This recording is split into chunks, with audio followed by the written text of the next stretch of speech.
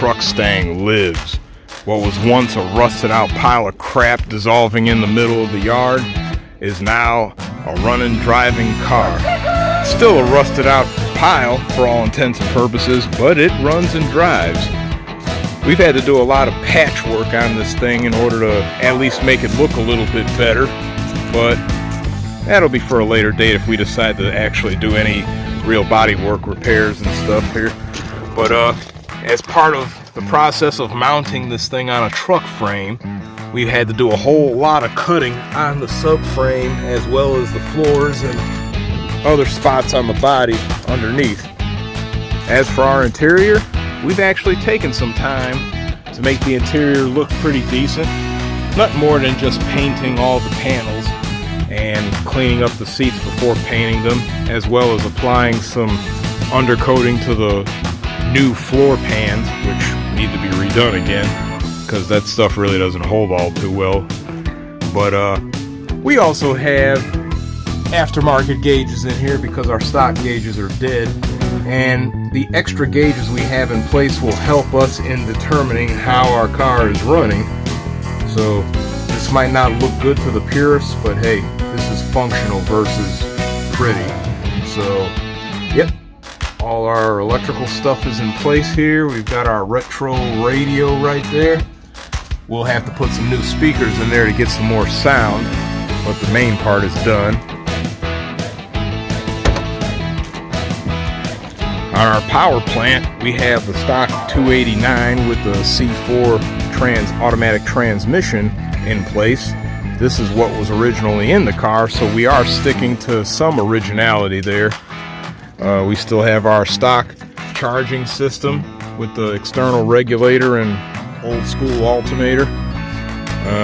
One thing we did change up though is the HEI style distributor, which cleaned up our side panel there drastically, because no longer do I have the DuraSpark hardware on there, and points ignition is not really an option for me anymore. I don't feel like messing with that, so we're going to that electronic ignition, which is a lot cleaner and a lot more reliable.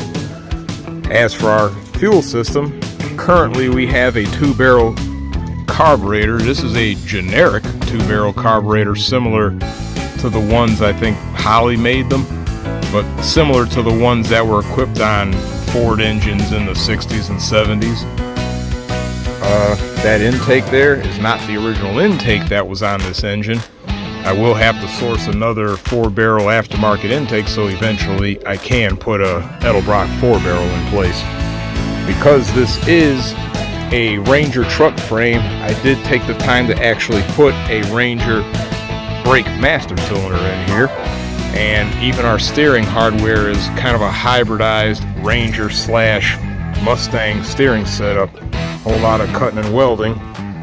Our engine, because of where it's located relative to our steering gearbox on the Ranger frame, required an external oil filter assembly in order to be able to keep the engine lubricated. We also had to put a rear sump oil pan in place, one that would typically go on a truck, because again, it's on a Ranger frame, not the standard setup that this car originally was.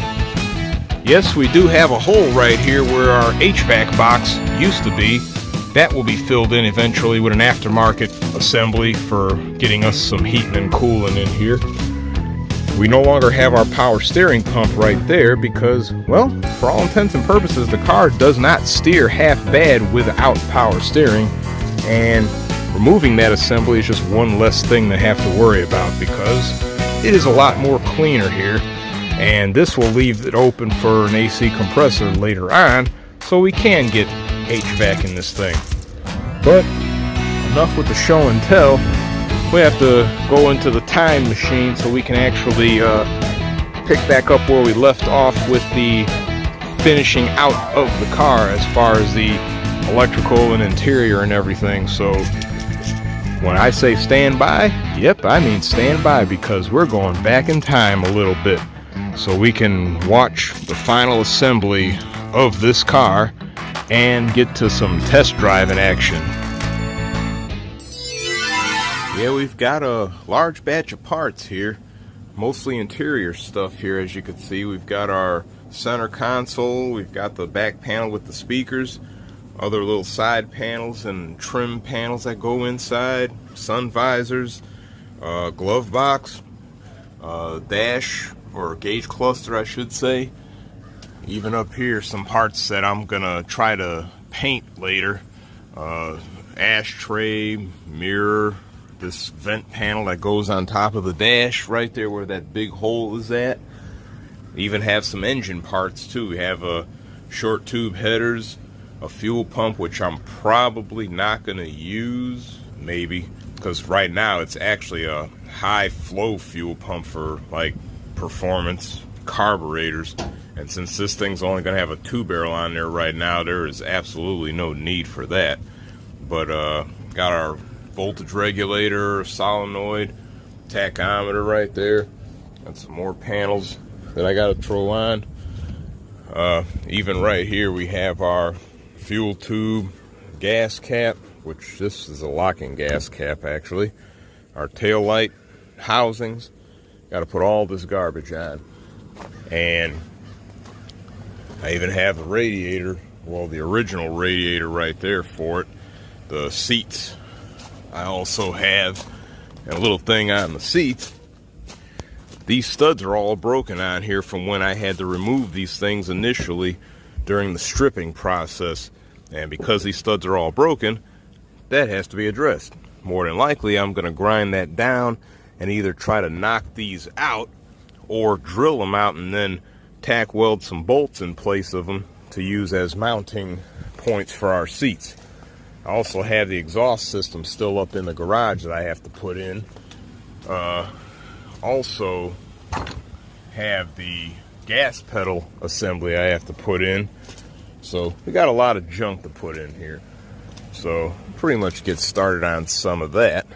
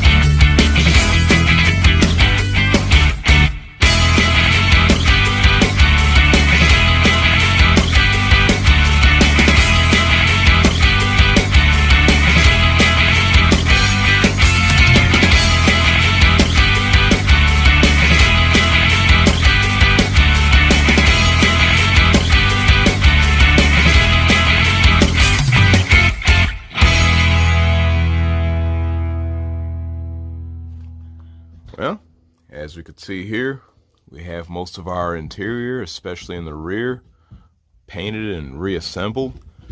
We also have our center console in place. Took the time to remove this top piece and paint that black surface up, so that actually looks a little bit better. Also took a minute to remove all the bits and pieces from this dash panel right here because, well, these dash panels are tack welded in place and are not removable on this year Mustang. So got our pieces right there, and with this like this, I could now spray this surface down too. Also took the panels off the doors so I could do the same thing, spray those down, at least on the white surfaces. And we have our door panels that have to be cleaned up so they could be sprayed down just as well. Get all that covered up real good. Now, another thing we also have is our seats right here that I also took a minute to clean up real good and spray them down. Now, even though the paint stated that it's for multiple surfaces, including many plastics, this type of vinyl right here was not optimized to grab this paint well. Stated that it's fast drying, but this is like day 3 and the paint is still a little bit tacky, enough so that it makes handling it very dangerous in a sense, because, well, I don't want to mess up the paint. So this is one of those deals where when you use a paint that's mismatched to the surface, you pretty much have to leave them sit until the paint fully cures on its own, however long that takes.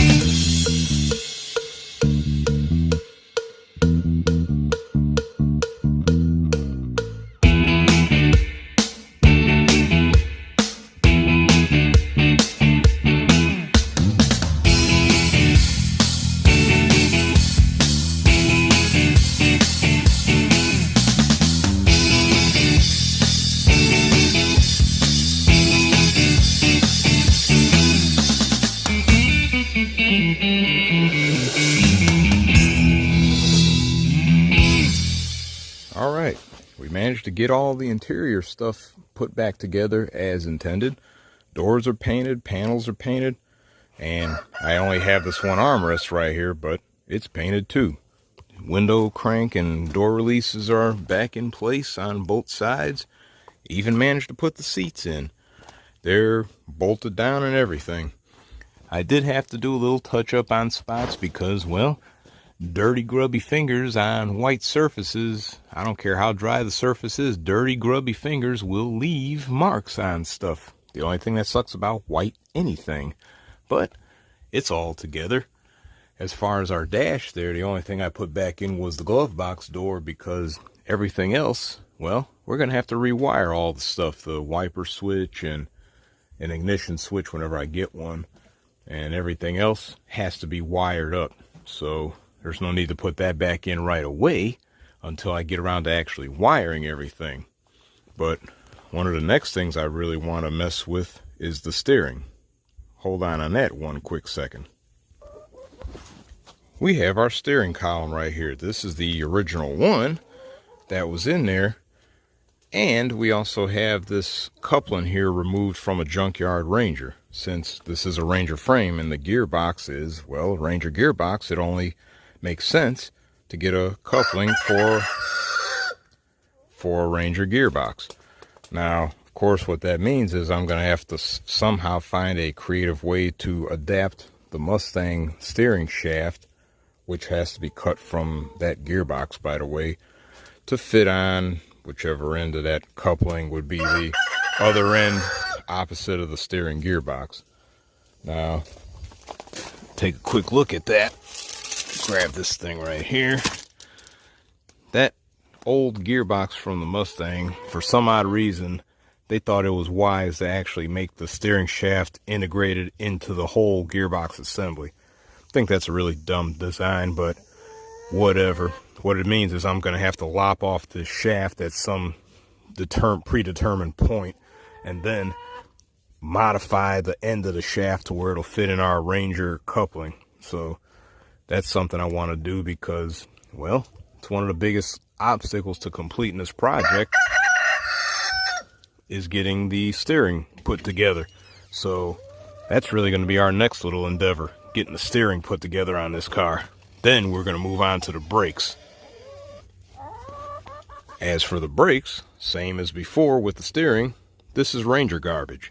And because, well, everything on the frame is Ranger garbage, it only makes sense to use more Ranger garbage. So try to figure out a way to make this thing fit in place on the firewall. It might involve popping another hole or two in the firewall, whatever, or adding some length to the little shaft right there to couple to the brake pedal, but we'll figure it out some way or another. I also needed a couple brake lines as well, but after the steering is done, we're going to move on to the brake hardware and try to get that online too. So we'll go on and get started with the steering.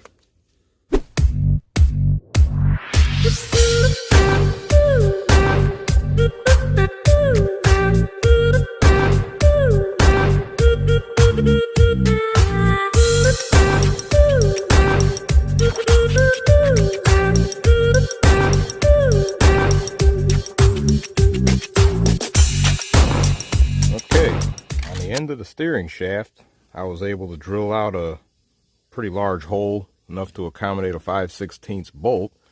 That 5/16 bolt will be going on the end of this steering coupling piece here. The bolt that's in here is a little bit larger, but because I don't want to take away too much material drilling this hole out anymore, I'll use a 5/16, but I'll use a grade 8 bolt for extra strength. We have our tube here, steering column tube, already in.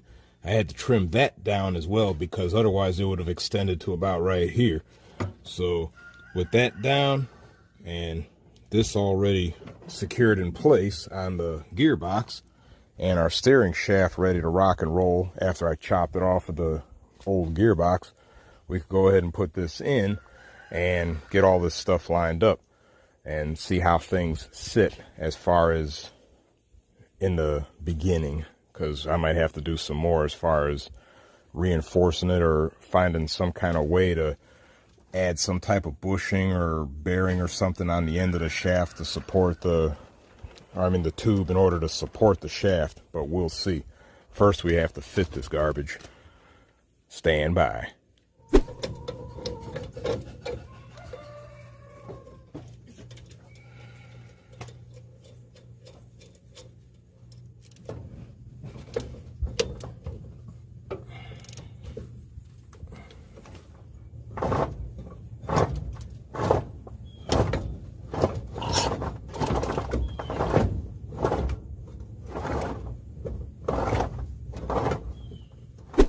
Okay, with our steering column in and coupled up with the Ranger coupling, the steering obviously works.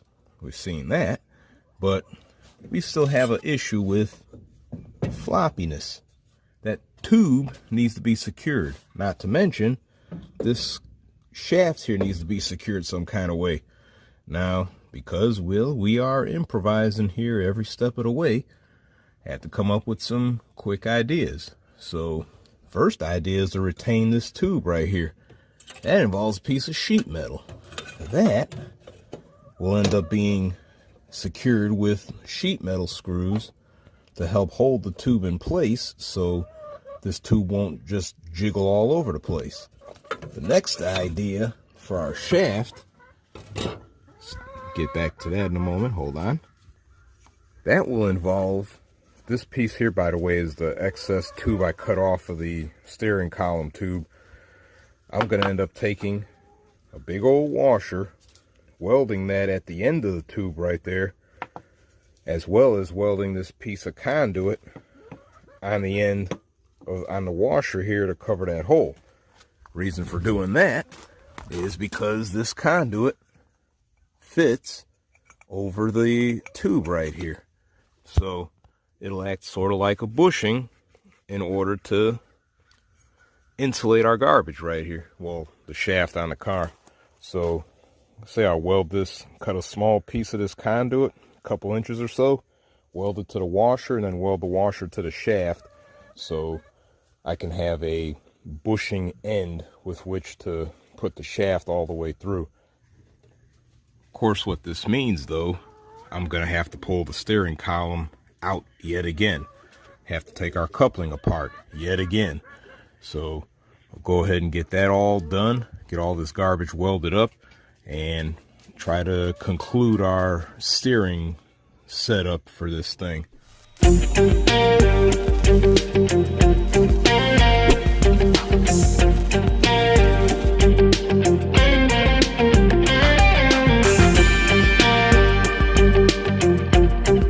All right. We got our little bushing setup all done, ready to rock and roll. So we go ahead and rehang our steering column, put our little plate up, and get this thing done.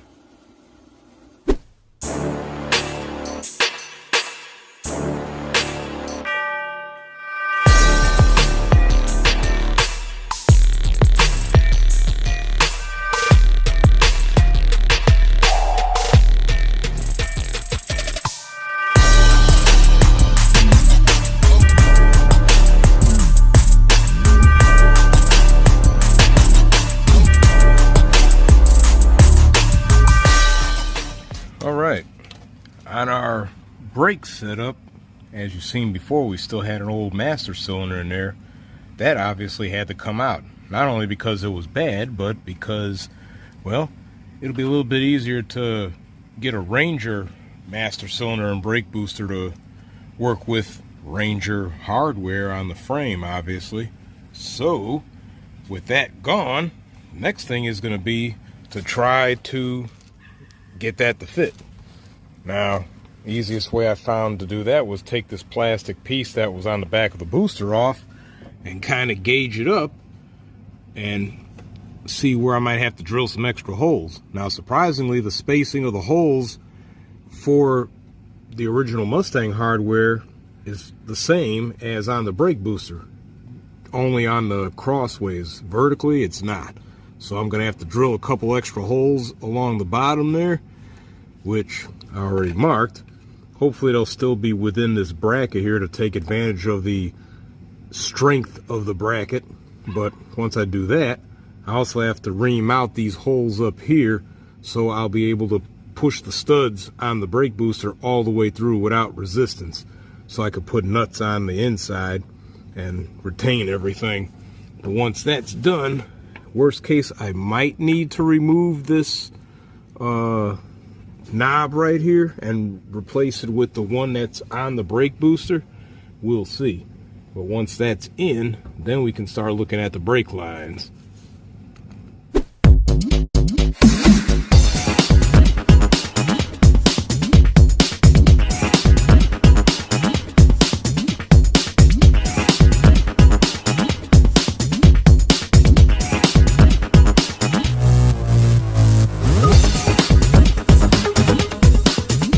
All right, we got our brake stuff installed.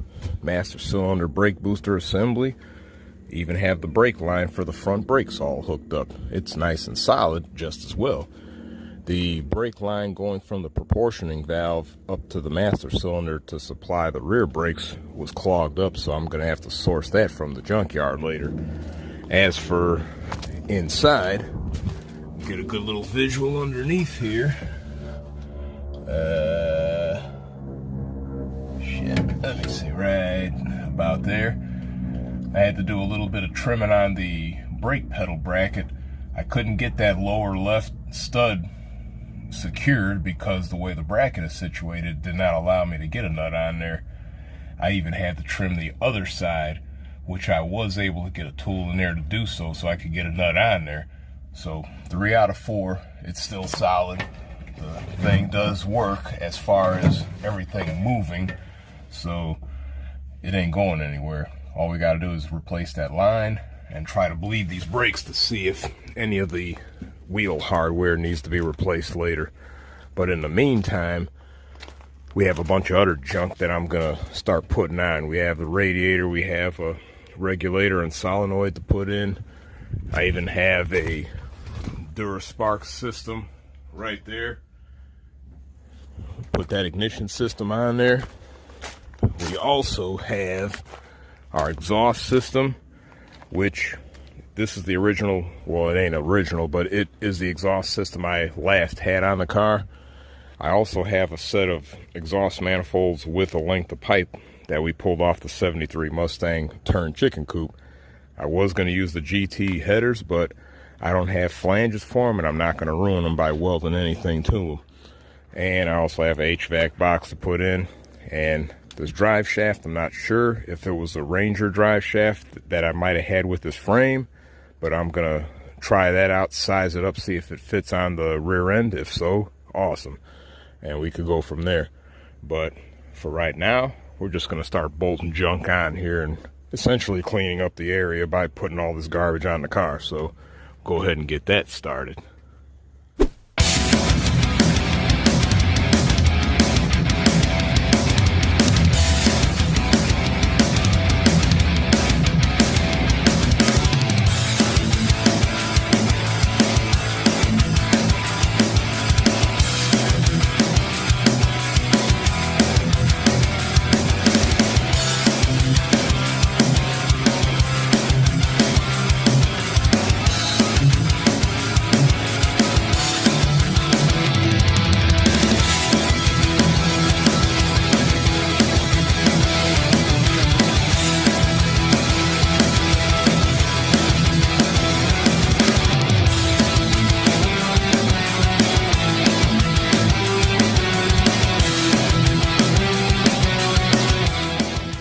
Okay, as you can see, I bolted up the exhaust manifolds without gaskets and only 2 bolts, mainly for the purpose of fitting our exhaust system. So once that's all done, then I'll go ahead and put gaskets in place and put all new bolts in there, because these bolts here are some of the original bolts I pulled from the car, and I don't want that rusty garbage back in here. So there is that. And then on a side note, our HVAC box, no go. The motor is frozen, and courtesy of some varmints, they ate a hole huge as hell around the heater core. So yeah, this HVAC box is trash. So that means I'm gonna have to figure out some alternative for our heating situation, which really there's enough aftermarket hardware where the sky's the limit when it comes to HVAC in a classic car with such an open under dash area. So we're not even going to worry about that right now. We're just going to continue with the other work. As you can see, we have our rad ignition hardware in, regulator and solenoid. So really all that's left right now is, like I said, the exhaust system and checking out that drive shaft. So let's go.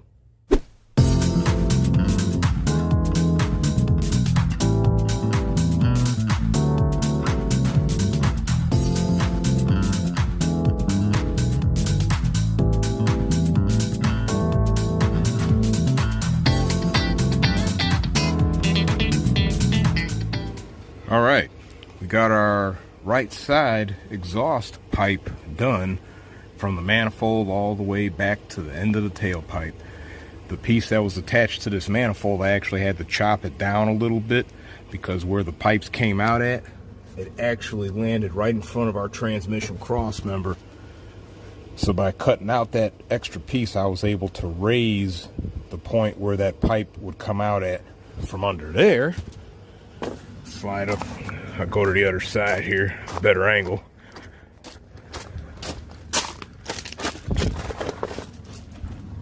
From there, I attached the length of pipe.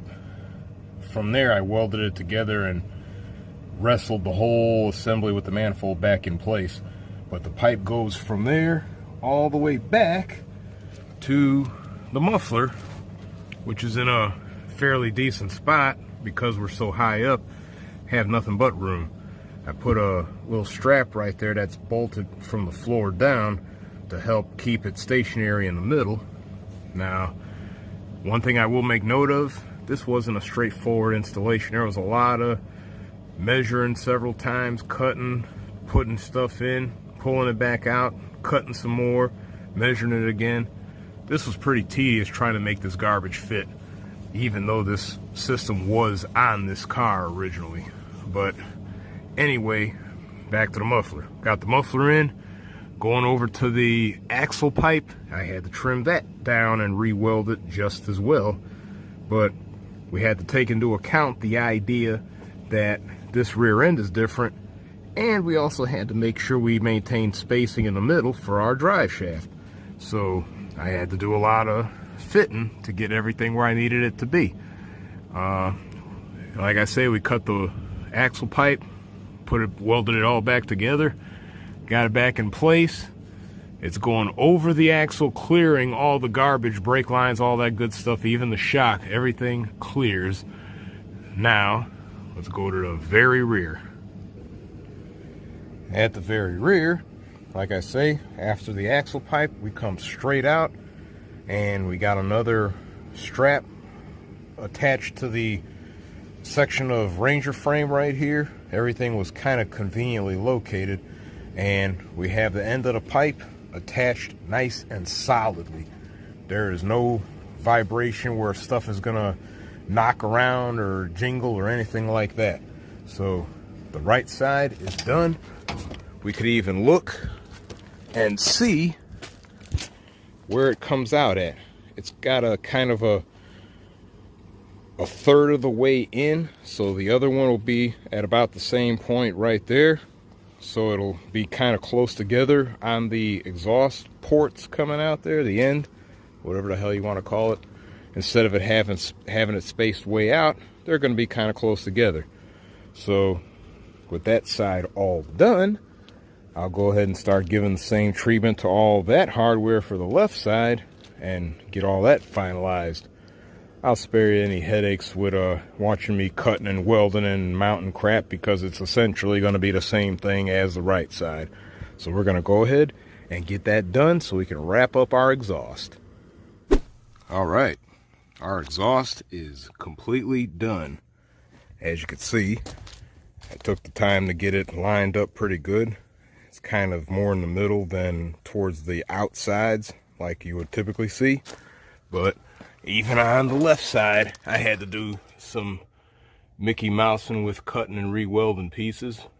Now, these mufflers ain't exactly lined up, but again, that is how it ends up going when you're just clapping crap together.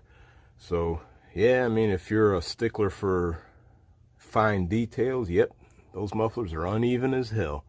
But the main thing is, the outputs are straight. So, with that, our exhaust is complete.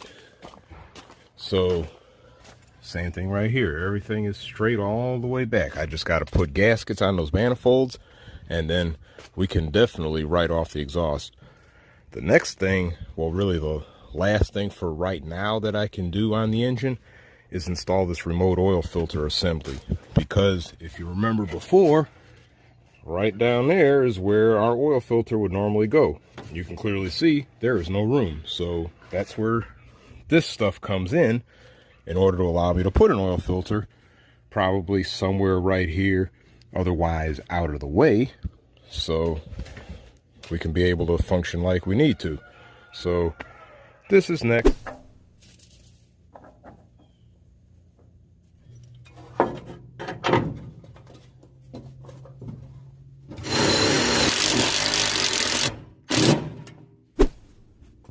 Okay, we got our oil filter, our remote oil filter assembly set up. See, we have our thick 1/2-inch inner diameter hoses hooked up, going down to the other end of the assembly, which is attached to the block. All that is secured with little straps on the firewall, well, on the fender wall, whatever the hell you call that panel. But that's all secured and everything. Cleared of the exhaust manifolds, cleared of the fan belt and all that crap, the steering mechanism. It's all clear. So we also have our other brake line hooked up that goes from the master cylinder to the proportionate valve.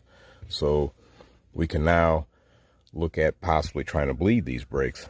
I already put some oil in there and opened up the bleeders on the front lines in order to let it gravity feed a little bit.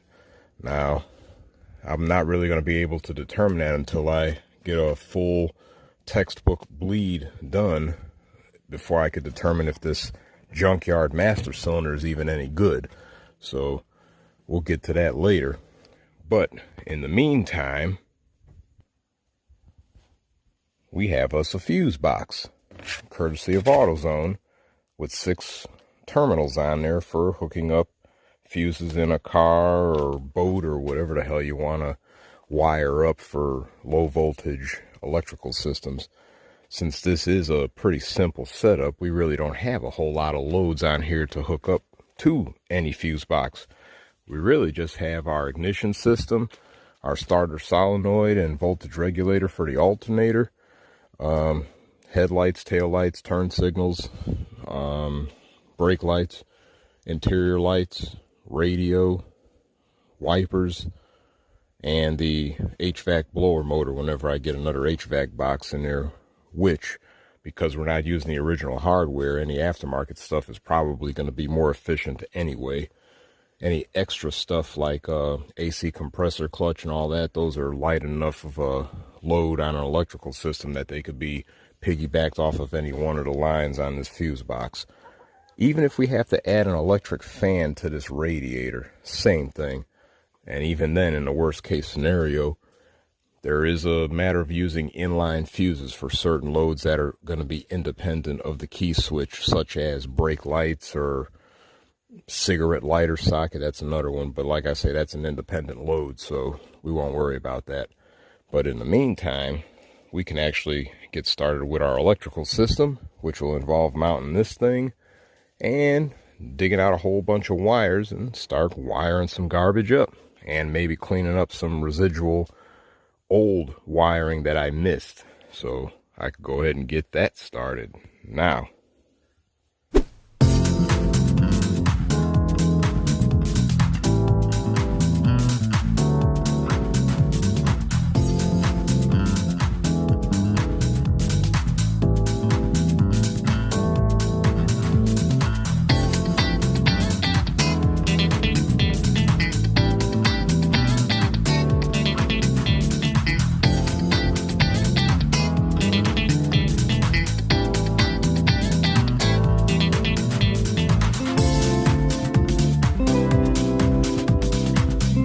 One little thing that we need to address is mounting our fuel pump, as far as getting the wire right there for the fuel pump attached and finalized. I of course mounted it on the outside of the truck frame rail because, well, it's kind of an easy spot to reach, and this is really going to be temporary because at some point I will pull the front of the engine off to put the cam piece back on the front of the camshaft or on front of the timing gear that works the mechanical fuel pump, in order to get rid of this electric stuff. But for right now, we're working with this electric stuff, so I'll bolt this up, wire it up, and later on get a fuel line routed from the back to this to the front.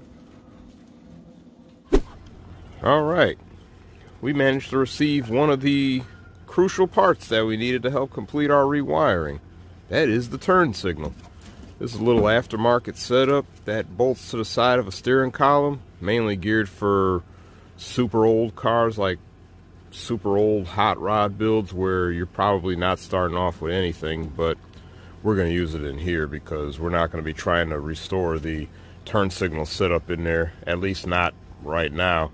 But it's actually a pretty good setup. It's a little box with all the internals inside it. Got two little indicator lights to indicate where you're at. You got a hazard light button right there.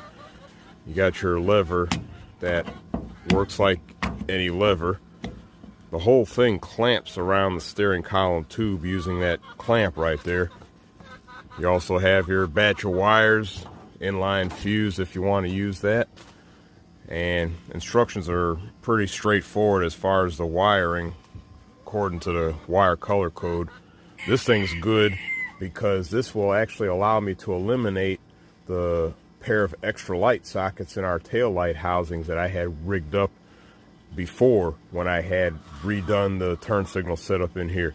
This switch setup is actually allowing you to essentially use brake lights and turn signals off of one particular filament of your double filament bulb, like it originally is supposed to be set up.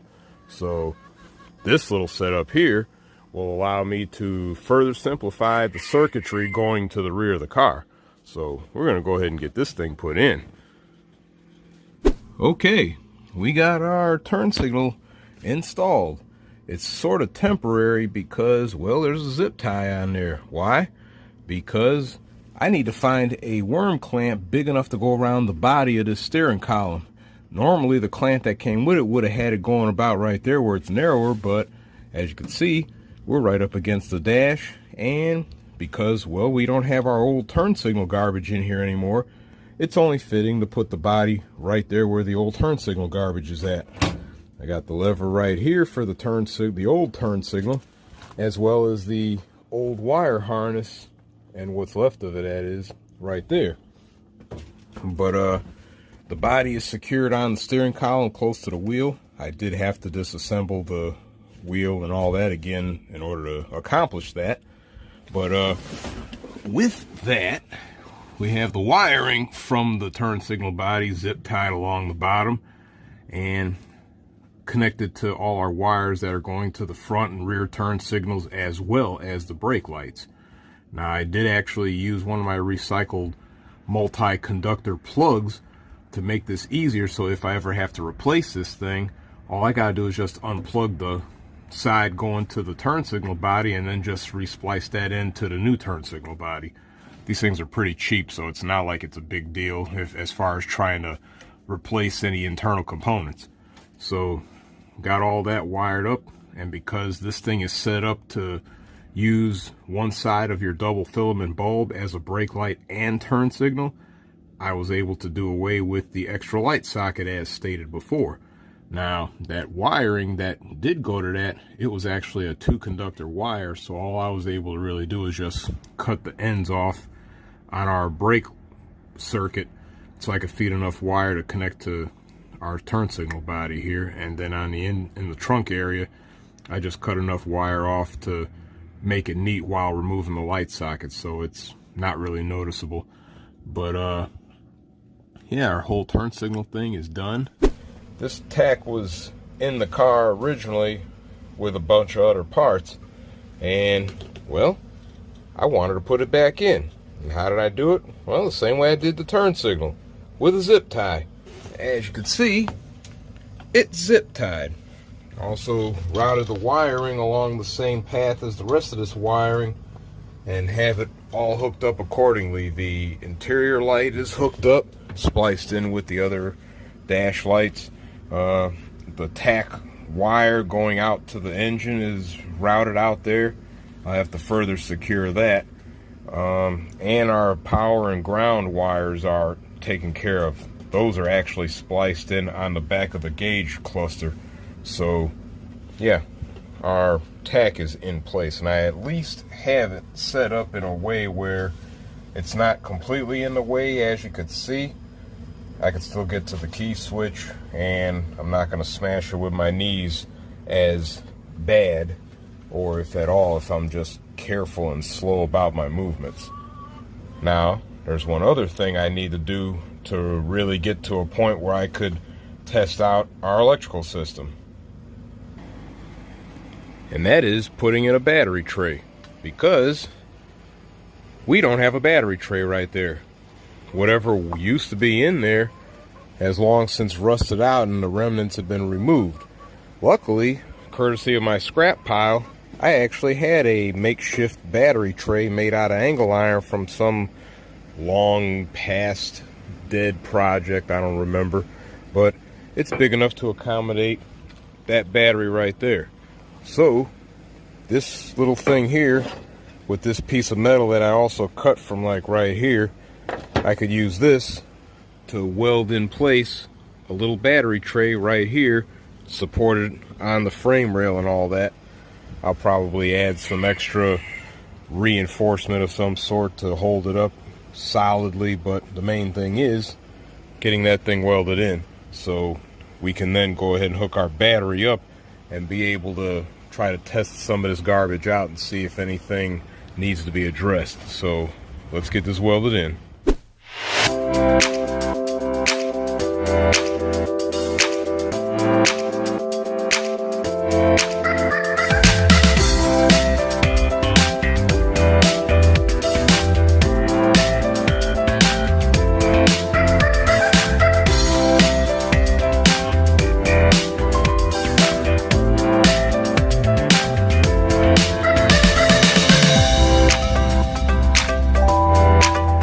Well, courtesy of the post office, my radiator fan showed up, so now we can quickly move forward and get this thing installed as well. Things are moving along smoothly.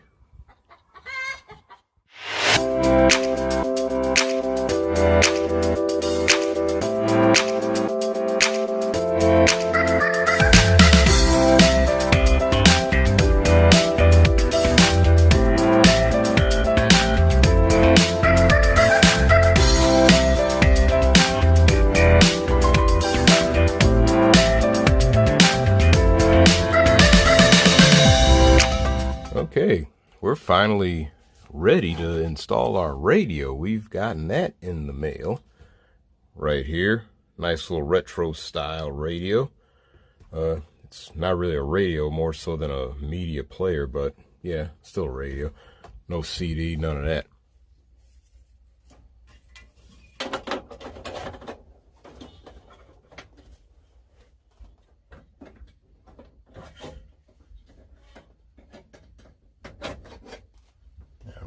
perfectly solid because our hole is not exactly the same dimensions as this little thing here. But can't have everything perfect, so go ahead and get this thing secured. If the bloody thing will plug in. Wrong side. There we go. Go ahead and get these wire bundles situated. There we go. Floppy friggin' install. Well, hole's not solid. Now I'll go ahead and plug our battery up, see what happens.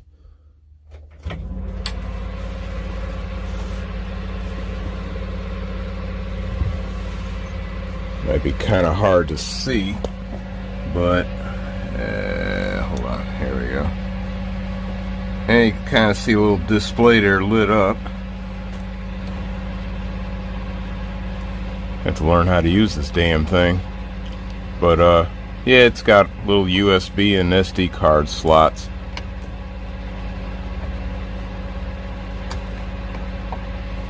Guess that's where it pays to use the well,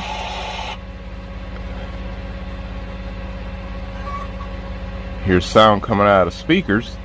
That's at least a good thing. Obviously, without an antenna, we're not going to pick up shit. But, okay. Took a little moment to figure out how to connect the Bluetooth feature on the radio to the phone.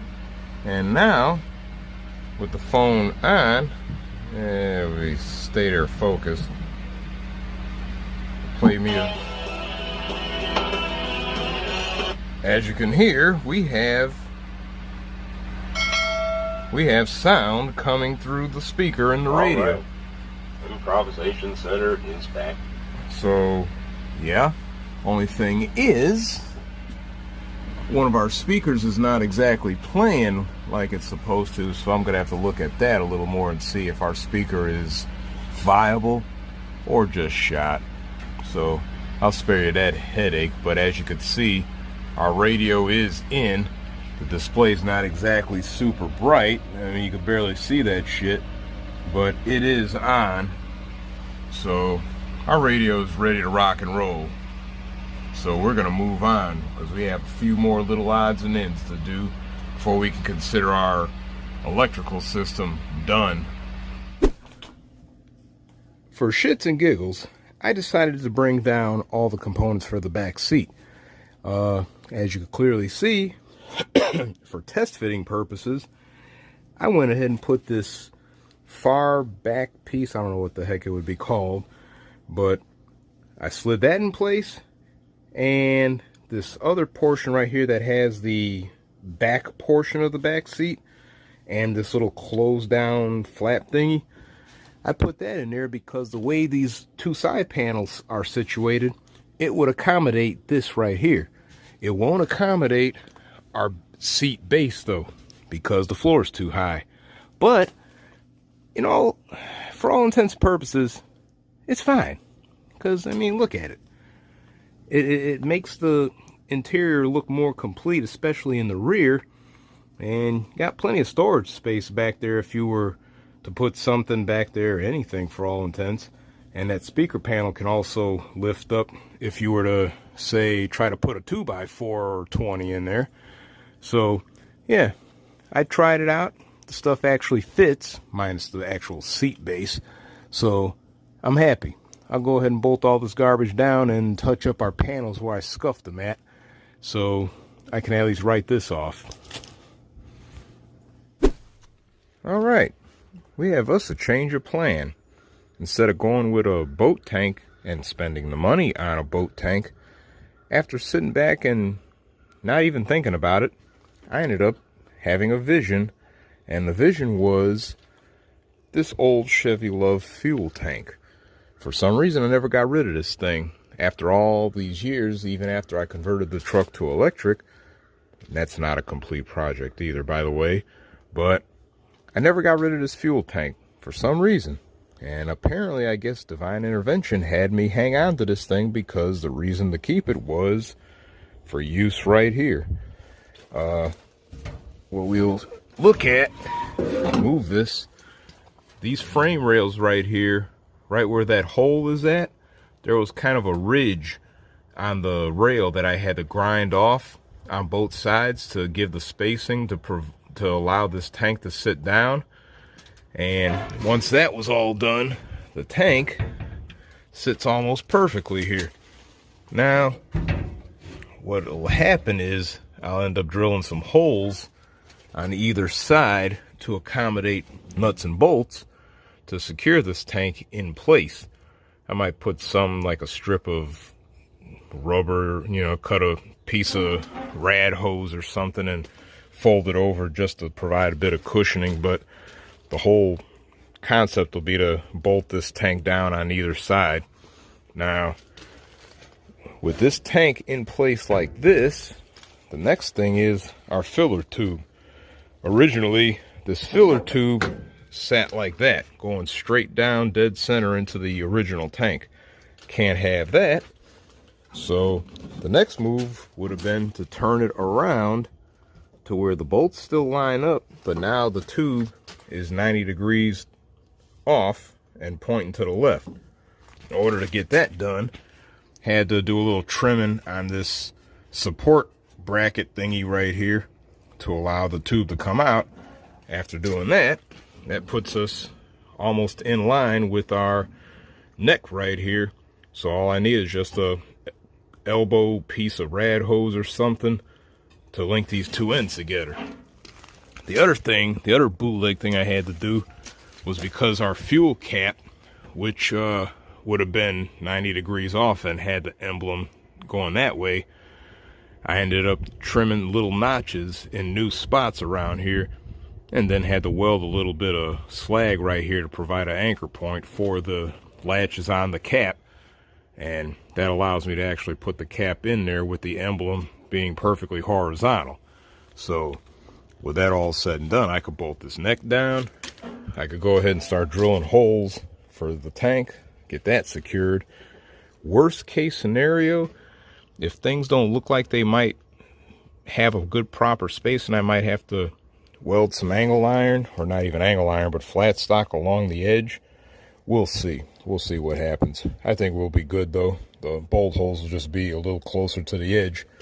But bolt this tank down, find some hose or something to link these two together, and then we go ahead and actually get our fuel line hooked up just the same. The only other thing left will be the sending unit, which I have to look and see what the ohm reading range is for a Love sending unit, not to mention see if the damn thing even works. If not, I'll have to go with a universal fuel sending unit to go along with the aftermarket gauge that I also have on order. So either way it goes, I'll either use that sending unit or the universal unit. No big. Last thing will be the floor.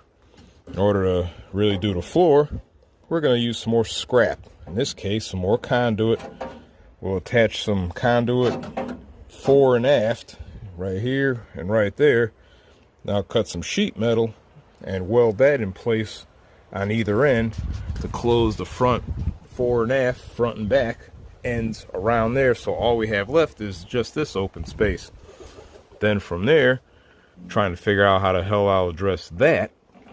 Worst case scenario might just be to cut a piece of sheet metal to go over this whole area and seal that in.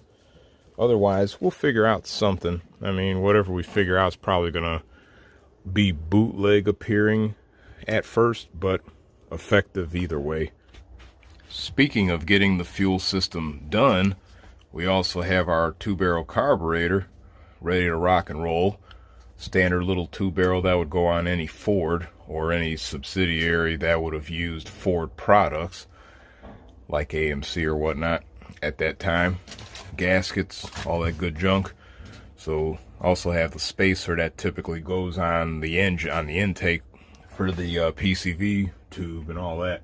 So after we get the rear done, we'll even be able to get the front done just the same. So we'll have our whole fuel system done. So with that, go ahead and start putting some garbage together. Okay, simple thing right here. As we can see, let's get into the frame. There we go. Took a piece of heater hose, cut it in half lengthwise, fit it around the frame rail, drilled holes to match up with the holes in the frame rail so I could go ahead and secure that. Move over to this side. This one's already done for the most part, so go ahead and get the other side done, but this is already set up with the heater hose in place around the frame to act as a cushion. So I'll go ahead and get that out of the way, and then we move on. Okay, looks like we're gonna have us a little bit of a change of plan here regarding our filler tube, because well, I don't have any hoses or anything big enough to go around that part of the filler tube, much less this. This is like almost the size of a large rad hose, and the bend is pretty sharp.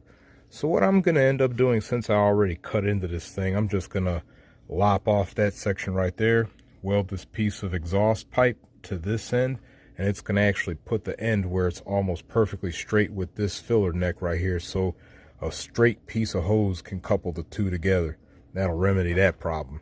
The next problem is our pickup, because originally this was situated like this, pointed towards the rear.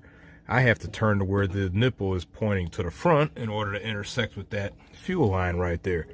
Couldn't do it normally because, well, if I turned it, the pickup thing would hit on the fuel tank. So I took it off and carefully twisted the line enough to where the pickup is actually where I want it to be, and our nipples are pointing to the front, so I could secure that back down in the direction I want it to be. So short piece of fuel hose will couple that to that. Once I cut and weld all this garbage together, I can get a short piece of rad hose, get that done, and this mess right here will, for all intents, be done. Well, minus the sending unit. We'll figure that out later. Okay, we got our fuel tank and filler tube situation figured out, along with part of our trunk floor setup. I originally tried to weld a piece of tubing across here, but when I went to put our tube setup together with this short piece of rubber hose, which was cut from this rubber hose here, I ended up being unable to get the stuff together because I needed to be able to move this fuel tank that way, and with a piece of tube there, that wasn't possible. So that tube ended up getting chopped off. But needless to say, I was able to go ahead and get our makeshift filler tube, which, as you could already see, is made up of two separate pieces. This is exhaust pipe, and that's the original filler tube from the car. But it's all situated. It's coupled together with that short piece of rubber hose. I did weld a piece of conduit right here to start on this part of the trunk floor, but as far as the front, I managed to throw this monstrosity together. This is actually these are pieces of an old shelving unit, the legs, that is, one of those super cheap shelves. This is some scrap sheet metal right here. The way this panel is going to go in, it's actually going to be removable, because right there, look at that, that is a regular little 1/4-inch bolt. Same thing on that side, welded in place, drilled in from inside to the outside. The bolt is put in that hole there, welded in place. And the way that's going to work is we'll go ahead and slide that on there and slide that on there.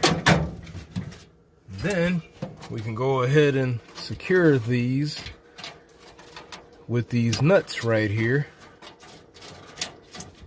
Same thing on this side. I wasn't going to go ahead and tighten that last nut all the way because, on a lighter note, need to make note of the idea that this surface of our shelf leg is resting right on the fuel tank, I'll be taking a piece of heater hose and cutting it lengthwise like I did on the fuel tank itself, and sliding it across this gap right here, this span of the leg, so it'll act as a cushion between the leg and the fuel tank when it's at rest, like you see now. So that way when the car is riding, the vibrations aren't going to have it clacking all over the place. It'll be a little quieter. As far as the front here, the way I remedied that problem, points right here. You see a little hole right there, and the same thing on that side right there. Using lag bolts to hold everything together. Obviously it'll be a little difficult doing this one-handed, but you get the general idea. We use these lag bolts to hold all this in. Same thing on this side right here. Snug it all down. The carburetor only came with this gasket right here, but because we have a spacer, I had to make another gasket. Luckily, I had enough gasket paper. This is old stuff, by the way, but it's thick. So I was able to cut out another gasket. Got the surface there cleaned up good so there's no garbage on there. And another thing I had to do real quick was reroute the fuel line, because the way this carburetor is situated, this is the front right here. Our fuel input nipple right here is on the right side. So fuel line had to come around the distributor to the right side. No biggie. Also have the cap off because I'm going to have to find top dead center and clock this distributor to hit top dead center on the number 1 cylinder, or where I want number 1 cylinder to be on our cap. So that'll be later after we get all the fuel stuff hooked up. But in the meantime, put all this garbage on. Stand by. All right, we pretty much have our carburetor bolted down. Got our fuel line hooked up here. Rerouted around the right side here with a little bitty filter on here, because even though there's a filter already on the fuel pump, this here will at least keep whatever remaining dirt or crud in the lines that's in the lines from getting into the carburetor. Last thing we need is for this to get clogged up. Took care of a couple other little bitty things while in here. Got our temperature sensor wire hooked up on this spacer here that goes underneath the carburetor, because the source of this spacer was from an unknown carburetor variant. There was like a gap right here that was present even after putting the gasket down. So courtesy of some JB tank weld, I pretty much made a plug to fill that whole area in and sat the gasket and the carburetor down on that to cover all that up, so this doesn't end up being a serious air leak. Bootleg as hell, but hopefully effective. Another thing I took care of was the vacuum diaphragm on the carburetor down there. This little manifold right here, I guess you can call it, with all these different air lines, vacuum lines. One of them happened to be long enough to reach almost all the way down to the transmission, so I just needed to cut a short piece of metal tubing from some salvaged brake line to couple the gap between the rubber hose on the diaphragm and the long length of rubber hose coming from that manifold right there. I did a nice little bootleg throttle cable setup. Originally, this throttle cable, this arm right here, that clearly looks like it's been cut and welded, because it has. This section right here actually used to sit high up about right here. That's about where this loop was at, about right there. And because this throttle needs to be able to go down like that, that throttle lever in its old state would not work. So I chopped off this amount here and welded it to the side, as you can clearly see. Ground it down to make it somewhat neat. And then I took a another salvaged piece of scrap metal, which was eye bolt with some solid rod on it, welded that to a screw, which I then screwed on this little I don't know what the hell you'd call this thing, but it's got a hole in this little strap here to snap onto the throttle lever on the carburetor. And of course I put a spring on the bottom here and attached it to this one bolt. So with all that done, like I stated before, we still have to set our distributor timing. The way we do that crap, basically go to number 1 cylinder here and take the spark plug out, which is already out, and then crank the thing until the thing blows your finger out of the hole there, and you'll be confident enough to assume that that's where top dead center is, because, well, both valves are closed and the piston went up to top dead center, creating the pressure to blow your finger off the thing. So got our little remote starter button, which I'm gonna single-handedly, literally, do this here. So let's see how that works.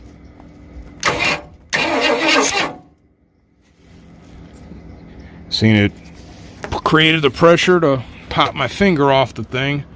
Now our rotor's pointing right there, so as you could also see, it was turning counterclockwise, but I'll be safe enough to assume that that's about where number 1, like, even though it's right here when it hit top dead center, I would say either the 1 plug right before that point would probably work for number 1's spark plug wire.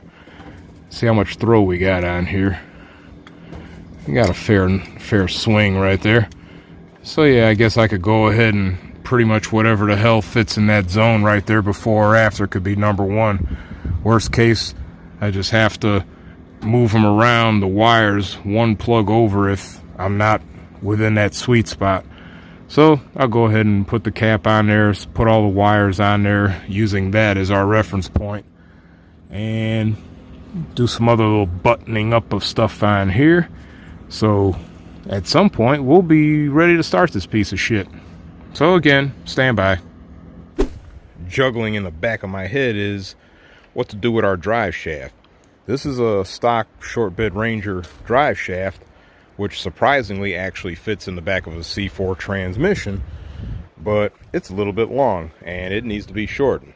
We could take it to the drive shaft shop, but as far as my wallet is concerned, it's a little pricey. Next option is shortening it. There's some steps to do in order to shorten it safely, and there'll be another video on that, so stay tuned for that. But in the meantime, we're going to go ahead and go through all those steps to get this thing shortened so we can get this drive shaft in here and at least be able to actually try to move the car once it gets started and tuned. So yeah, stand by for that. Let me get this done. Had a few little odds and ends to address on here, one being the speedo cable, because big hole in the side of the transmission where the speedo cable would go would not allow me to put oil in there. So quick visit to the junkyard took care of that little problem. Another problem, well, not really a problem, just another thing to add, are 2 more gauges to fill the 2 slots on the gauge panel, voltmeter and an oil pressure gauge. And I want the oil pressure gauge so I can see what the engine is doing and make sure it's making oil pressure. Only problem is this sending unit is too large to fit in the tight quarters that the small sending unit fits into. I'll have to get some plumbing pipe fittings to reach out from the side of the block to be able to add that thing. I did some preliminary testing just to see if everything was going to actually do what it's supposed to do. I ended up having to change a fuel pump out because it just couldn't deliver the volume necessary to pull from the tank all the way up to the carburetor. And I ended up having to swap out a battery because the battery that I got specifically for this tray was pretty weak. That's what you get for getting used batteries from the junkyard. I know, pretty damn dumb. But yeah, borrowed a battery from the FMT once again. It's got enough juice to pretty much crank that truck, so it should be more than capable of cranking this engine here. So everything is pretty much ready to rock and roll. I do have fuel coming up to the carburetor now, so we should be ready to engage. So let's see if we can actually get some action here.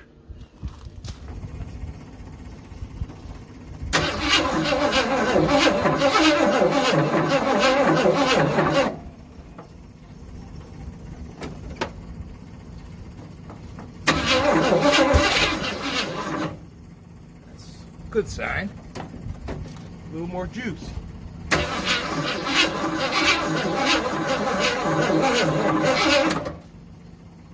More juice.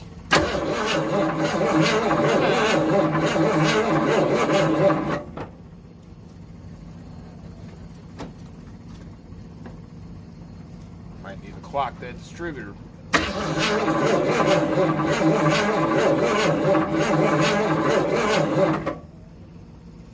Our little battery might need a little more power.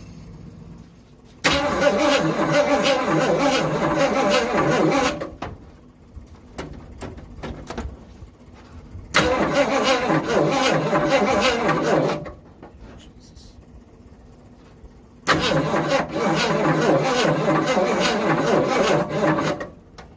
Lord have mercy.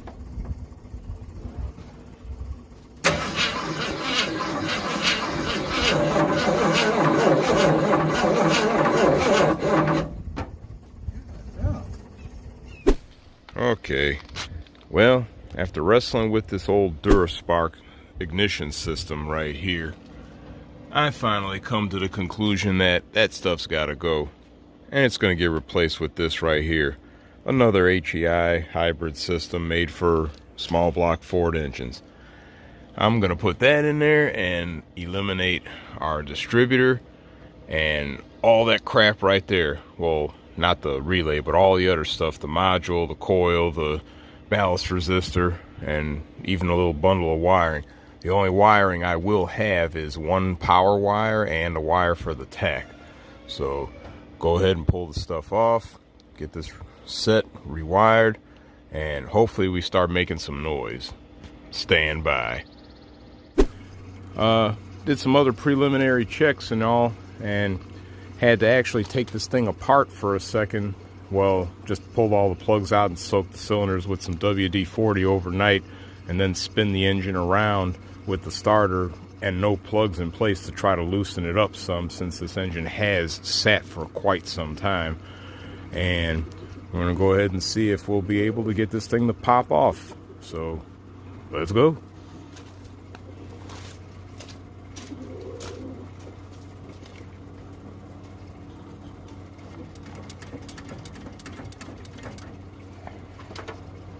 See if we could actually get some.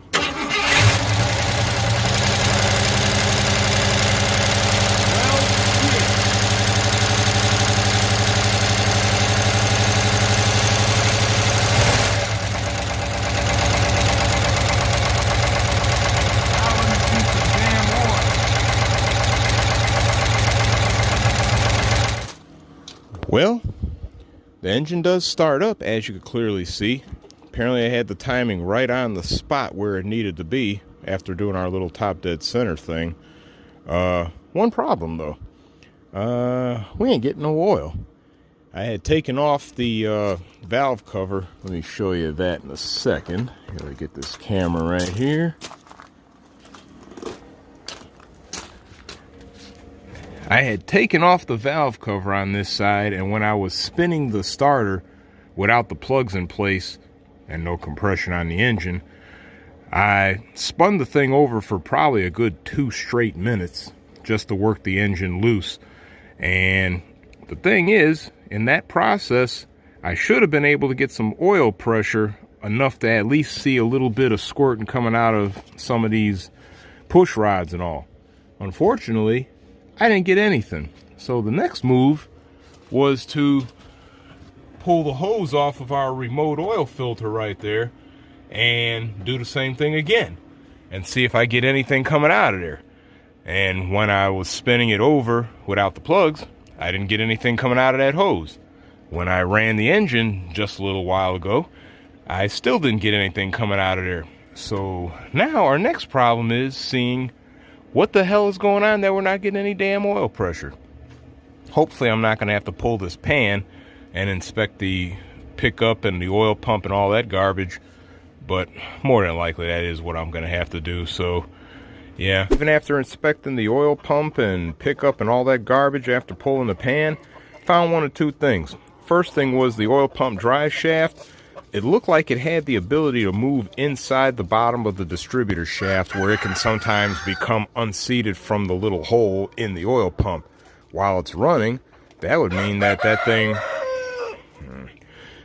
that would mean that if that thing was becoming unseated while it was running, jumping up and down and all, oil pump's not turning.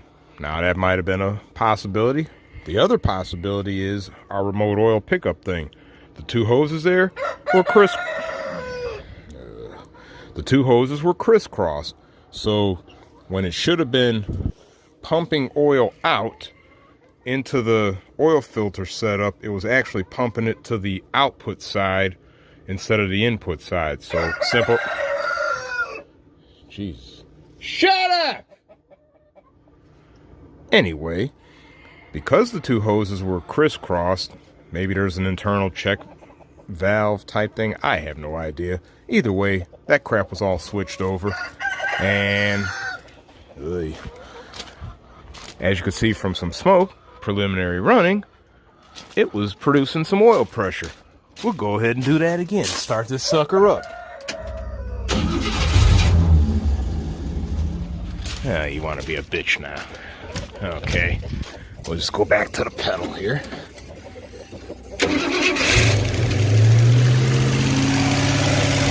As we can see, we got a horrendous mess here. We got oil pressure. Look at that crap right there. We got oil pressure spitting all over the place. And we can look at the gauge right here, and we got 40 psi of oil pressure. Good shit. We got oil pressure in this sumbitch now. Yeah, this engine's actually been sitting for over 15 years. The first time this thing's been running. This is a mess I'm actually welcome to see, but in reality, I'll be lying to you. I'm turning this thing off because this is a horrendous damn mess. I'll have to burn all that oil off later. But, yep, oil pressure's still good. We're turning that shit off. That's a friggin' mess. I have to put this valve cover back on and have the pleasure of this thing smoking for the next 2 years as it burns all this oil off, as well as all this anti-rust material that I'm spraying all over the inside here. But as you can clearly see, the engine runs again, runs rather well as a matter of fact, and it is producing plenty of oil pressure. So, yep, the biggest obstacle has been overcome. Now we can try to wrap this stuff up. Have us another little test we could do real quick. I put some oil in the transmission to top it off, and we could see about motion here. Make sure I'm in actual reverse.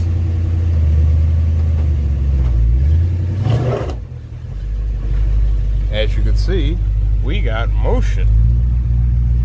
Hold this phone better.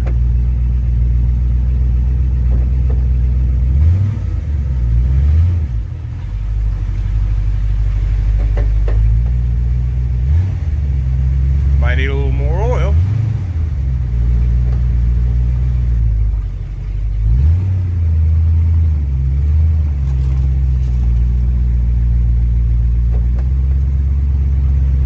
But we do have motion.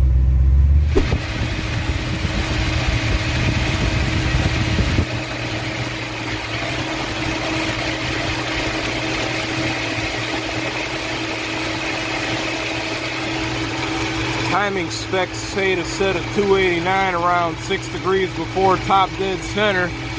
According to those lines that I've marked on that surface rusty balancer, I'm probably about there, 6 or 7 degrees before. As you could hear, engine sounds pretty good. Got good throttle response.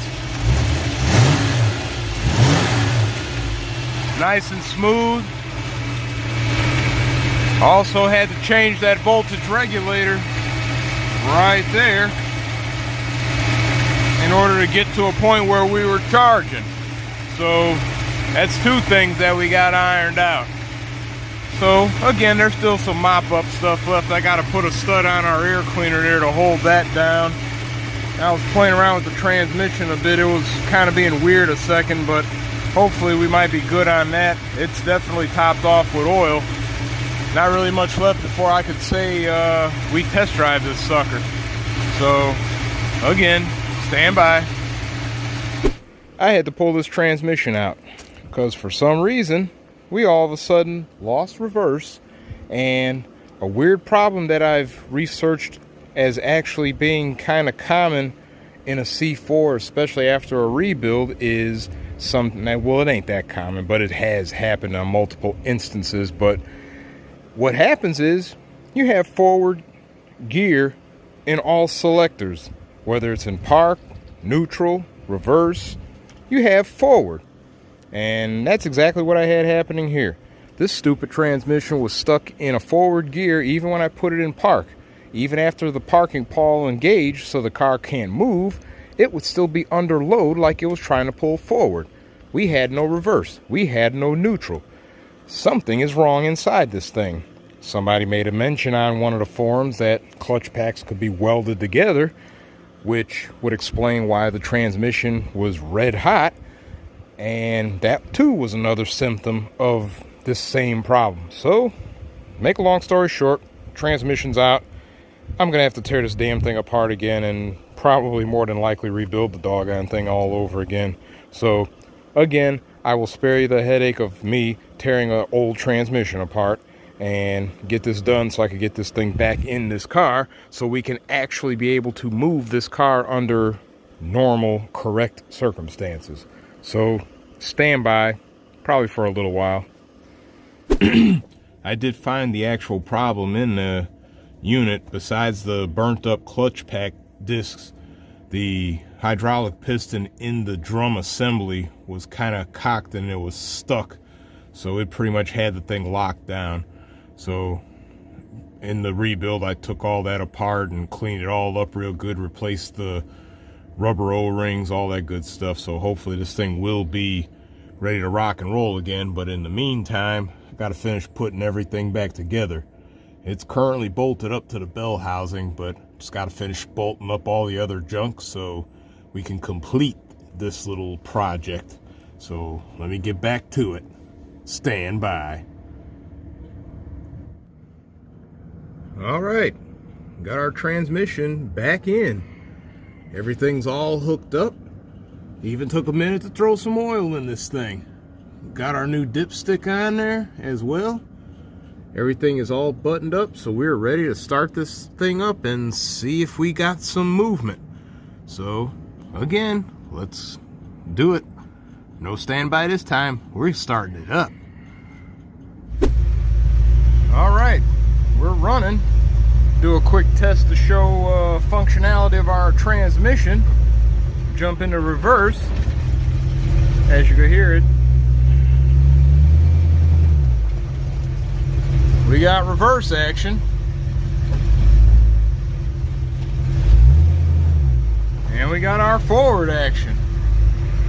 So with that, we might be ready to rock and roll, see what happens.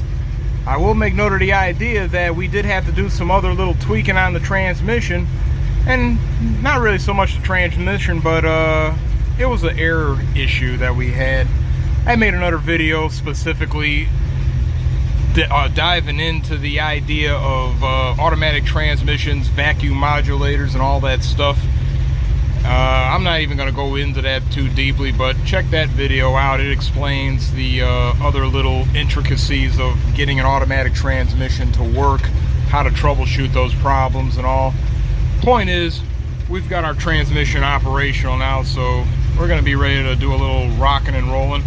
Got a little digi-hub speedometer app on here in order to clock our actual speed, since we are on a different gear ratio than what this speedometer was actually set up for. So along with our other little camera, we're ready to roll. So stand by, we're gonna get rolling.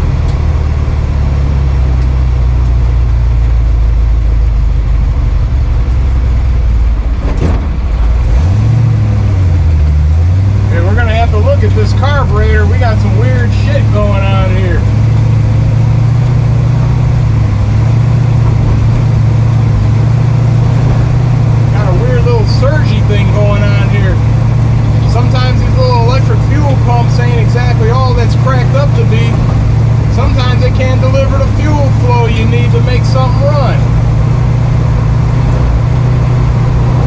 Never mind the idea that I gotta be stuck behind somebody.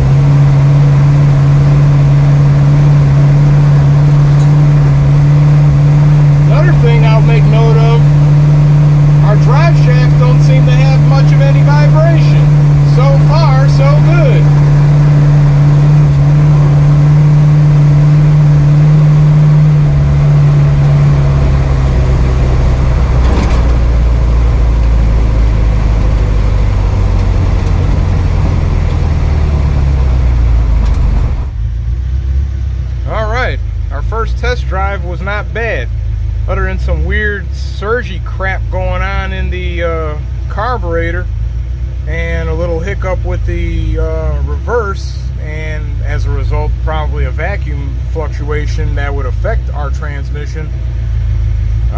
We're back in our parking spot. Temperature's still holding in the low 170s. I mean, she's idling right now around probably 800, 900 RPM. I'd say around 800. The surgy crap kind of leveled off. I'm going to try this again and see how our transmission is shifting and all, and try to make another round around the block again. See how things turn out this time. Make sure our transmission is fully shifting into third, which I believe it is, based on the speed we achieved as well as the RPMs achieved. We were running around the low 2K RPM at around 50 miles an hour. I would say around 2,300 RPM or so. That would kind of translate to a different ratio rear end on a 3-speed transmission. If I had overdrive, I would have probably been able to do 60 at 2,300 RPM. But because of the lack of an overdrive transmission, at 50, I'm doing around 2,300 RPM. So we should be in third gear.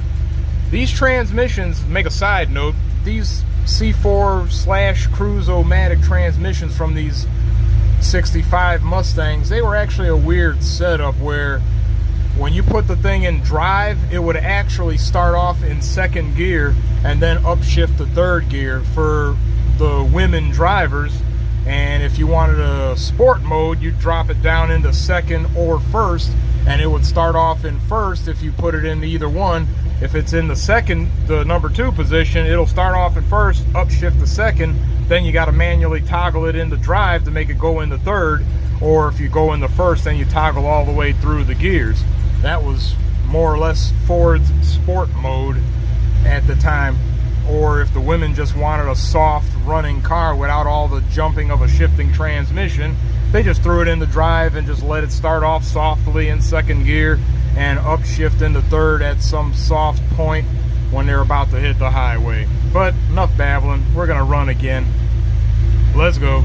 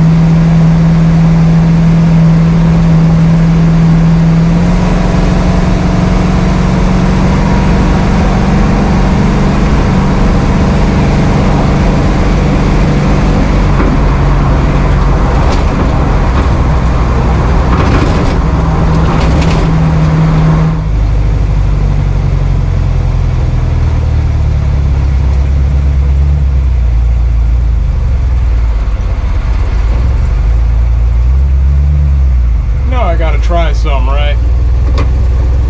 Let's see if this little piece of shit could do a burnout.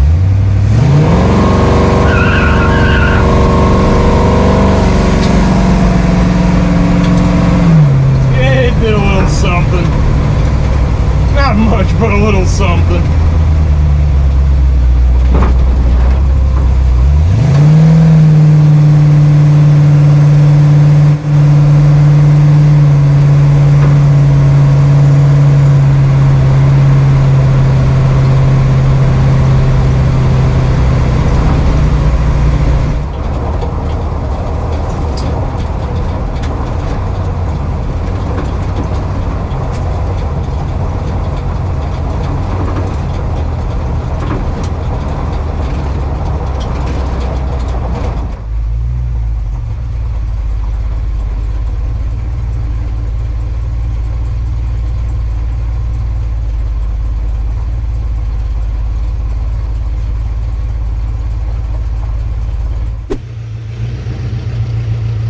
Well, so far our test run was actually not too bad. I mean, we ran up to what would account for highway speed, and we made it about as high as 55 miles per hour or so for a short burst. We did a little one-wheel peel just for the hell of it to see if it'll actually do it. It did it for a minute. I'm sure if I held on the brakes for a while, it might have done it a little while longer, but we're not going to stress the system that much. But yeah, the car ran, it drove, it shifted. It's a soft shifting transmission, but it shifted. There are still bugs that we're going to have to weed out on here, like addressing our intermittent surging issue that occurs on the carburetor or the fuel system. Now, whether it's because of our little clickety-clack fuel pump, or if there's just something else that needs to be addressed in this carburetor, I don't know. I will have to look into that some more. We also have to look at our heating issue. If I run this thing too long, too hard, it will start to overheat. And when I say running it too hard, it really ain't running it too hard for all intents, but it still gets hotter quicker than usual. So there's a couple ways to address that. One is going to be changing out that water pump right there, see if there's a unit that's higher flow, higher volume, whatever, and change that out to see if that might help. I might go ahead and swap out this fan with a whole fan shroud assembly, see if that might help, because that radiator is a brand new radiator, and there's really not a whole lot in this system to be addressed besides the water pump, the thermostat, the fan, and the radiator. And we more or less changed the fan and the radiator out. I could still put a shroud on there, like I say, but I'm not 100% sure if that'll fully help. Like I say, I put a lower temperature thermostat in there too, so that really didn't do a whole lot. You know, it ran pretty good on our first run. Our second run, it started getting a little hot a little quick when I started kicking it into it a little. But like I say, there are always little bugs that need to be addressed on projects like this. But let's see where we're running at now. We're at 184. And zoom in right there, 184 right now. So yeah, normally it should be running around 175, give or take, because that was our standing temperature at idle after running for about 30 minutes. We're still idling around 800 RPM, give or take. It kind of leveled off though. We don't have as much of any surge conditions going on, but like I say, bugs, gotta weed them out. Oil pressure, obviously when it's hot the oil pressure drops down at an idle, but we don't have any diesel clacking from the valve train to indicate that we're dry on top. You can hear the exhaust system, has a good sound to it, but when it revs up, it's loud as hell. But all in all, everything I would say has been a success. Even our homemade drive shaft was a success, because even at 56 miles an hour, I really did not feel any vibrations that would be indicative of an imbalance in the drive shaft. Now, maybe it might start doing some shimmying and shaking if I manage to get this thing up to 70. But of course, before we manage that, I'm gonna have to change out the gears in the rear end to a different ratio so we can have something that is more compatible with a 3-speed transmission. That too will be on a later video as we play around with this car some more and just improve stuff. So for all intents and purposes, Truckstang 4 is complete. I would consider it a success minus the little bugs. So stay tuned later and we will have plenty more videos. Obviously they will be a little bit shorter than this video because this sucker is about 2 hours long, but this one will be the last super long video. Future videos on this car and future projects are going to be shorter ones, make it a little bit more palatable for people to view than trying to digest an entire movie. So until the next time, we're going to go ahead and just kind of look over this thing, do a little bit of soul searching with this thing, and plan our next course of action so we can bring some more content to you on this car as well as all the other cars around here. So as usual, like, subscribe, notifications, check out the website, check out Improvisation Center Insider and regular Improvisation Center to read up on the crap that we're doing around here. The Insider covers the daily or every other daily occurrences around here regarding these projects. Yeah, pretty much it. I'll catch you later. I'm getting a little warm out here. So is the car. We're out.